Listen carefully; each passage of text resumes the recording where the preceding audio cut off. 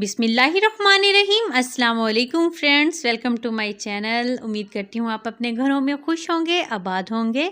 अल्लाह अपना करम आप पर बनाए रखे। तो फ्रेंड्स, आपकी ज़िंदगी को और भी मज़ेदार बनाने के लिए और ख़ुसूसन आपके टी टाइम को बहुत मज़ेदार बनाने के लिए आज बहुत ही ज़बरदस्त पोटैटो बाइट्स की रेसिपी मैं आपके साथ शेयर करने वाली हूँ। तो चलिए शुरू कर लेते हैं। आधा किलो आलू लिए थे, इनको नमक डालकर उबाल लिया है। अब आलूओं को अच्छे से मैश कर लिया, इसमें ज़रा सा भी मोटा हिस्सा नहीं रहना चाहिए आलू का। तो अब इसमें 1 चम्मच नमक, आधा चम्मच काली मिर्च पाउडर और आधा चम्मच कुटी लाल मिर्च डाली है।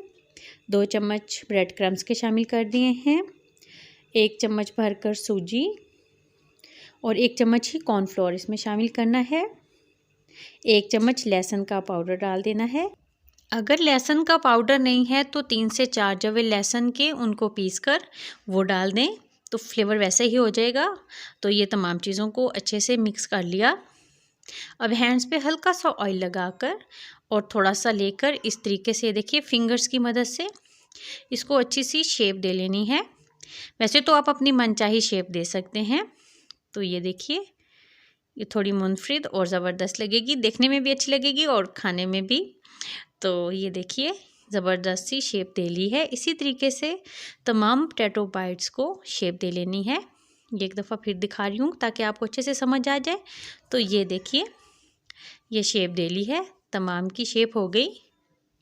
तो अगला स्टेप है कि एक बाउल में 2 चम्मच कॉर्नफ्लोर के लिए हैं और 3 चम्मच मैदा के लिए हैं।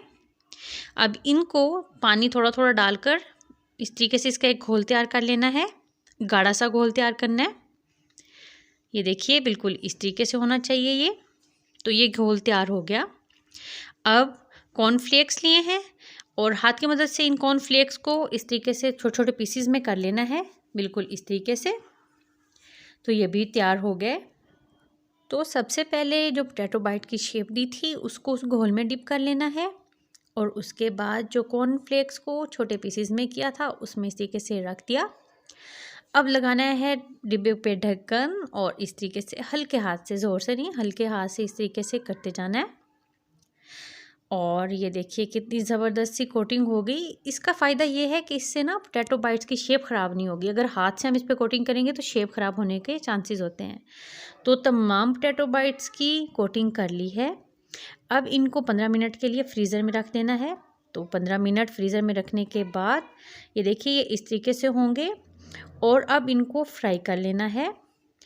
मीडियम टू हाई फ्लेम पर ऑयल गर्म हो गया। अब इसमें इस तरीके से एक एक करके तमाम पोटैटो बाइट्स रख देने हैं और मीडियम टू हाई फ्लेम पर ही इनको फ्राई करना है।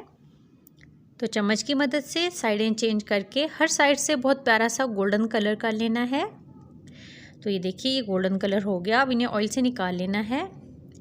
तो बहुत ही आसानी से और मज़ेदार से पोटैटो बाइट्स तैयार हो गए। ये टी टाइम के लिए परफेक्ट स्नैक है। और इसी दौरान अगर आप मेरे चैनल पर नए हैं तो काइंडली चैनल को सब्सक्राइब कर लें, वीडियो को लाइक कर लें। मिलते हैं न्यू रेसिपी के साथ। अल्लाह हाफिज़।